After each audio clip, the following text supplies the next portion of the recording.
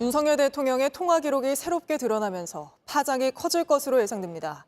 이 사건 취재하고 있는 유선희 기자와 스튜디오에서 자세히 짚어보겠습니다. 자, 유 기자, 최상병 사건이 경찰로 이첩됐다가 회수된 그날 대통령부터 해서 여러 가지 통화가 있었습니다. 한번 시간대별로 짚어볼까요? 여러 통화가 있었지만 역시 가장 먼저 짚어봐야 될 건 윤석열 대통령 개인 통화 기록입니다.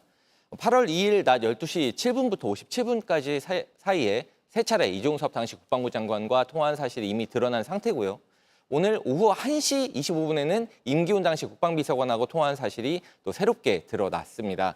그런데 윤 대통령이 이 전 장관하고 세 차례 통화하던 그 사이에 확인을 해보니까 이시원 당시 대통령실 공직기강 비서관이 또 임 전 비서관하고 통화 그리고 문자를 한 사실이 추가로 드러났습니다. 그러니까 윤 대통령은 국방부랑 통화를 할 때 공직기강 비서관실은 또 국가안보실과 사실상 교차해서 소통을 하고 있었던 겁니다. 네, 최상병 사건이 경찰로 이첩됐다는 게 알려진 직후에 통화가 시작이 되네요.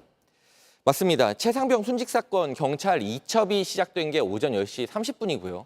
또 낮 12시부터 오후 1시 30분 사이에 윤 대통령, 이종섭 장관, 이시원 비서관, 그리고 임기훈 비서관의 통화가 교차가 됩니다. 그리고 오후 4시 21분에는 윤 대통령이 신범철 당시 국방부 차관한테 전화를 했고 또 오후 4시 46분에는 이시원 비서관이 유재은 국방부 법무관리관에게 전화를 했습니다.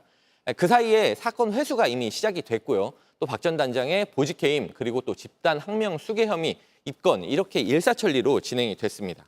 네, 이종섭 당시 장관과의 통화만 드러났을 때 대통령실은 우즈벡 출장 중인 장관과 두 나라의 수출, 방산 수출 같은 현안을 논의하려고 한 것이다 이렇게 해명을 했었는데 신범철 차관이나 임기훈 비서관과의 통화도 같은 이유로 했다고 합니까? 일단 당시 이종섭 장관이 우즈베키스탄 출장 중이었다. 이거는 확인이 된 사실입니다. 하지만 출장 중인 이 전 장관하고 정말 방산 등 우즈베키스탄 현안 관련해서만 통화를 했다면 지금 말씀하셨다시피 왜 같은 날 신범철 차관 또 임기훈 비서관과 통화를 했는지 또 그 사이에 이시원 비서관은 또 왜 임기훈 비서관 또 유재은 법무관리관하고 통화를 했는지가 일단 쉽게 설명이 되지는 않고 있습니다. 네. 무엇보다 임기훈 비서관 아주 전방위적으로 통화를 한 사실이 확인이 되고 있는데요.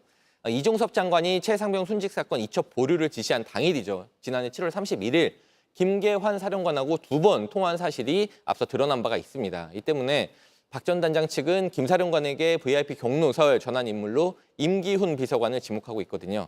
일단 오늘 밝혀진 통화 기록에 대해서 대통령실의 입장을 요청한 상태지만 아직 답변은 오지 않은 상태인데 이들 통화 기록이 정말로 최상병 순직 사건과 무관한지 밝혀져야 될 것으로 보입니다. 네, 통화 기록은 오늘 전해드린 게 끝인가요? 더 있습니까? 네, 오늘 오후에 통화 기록을 입수를 했기 때문에 추가 분석이 필요한 상황인데요. 일단 이시원 비서관, 임기훈 비서관 사이에 추가 통화 문자 기록은 더 있는 것으로 지금 파악이 된 상태입니다. 네, 알겠습니다. 오늘은 여기까지 짚어보고 계속해서 분석 또 해보도록 하겠습니다. 유선희 기자였습니다. JTBC 뉴스를 시청해 주셔서 고맙습니다. 저희는 저녁 6시 50분 뉴스룸에서 뵙겠습니다.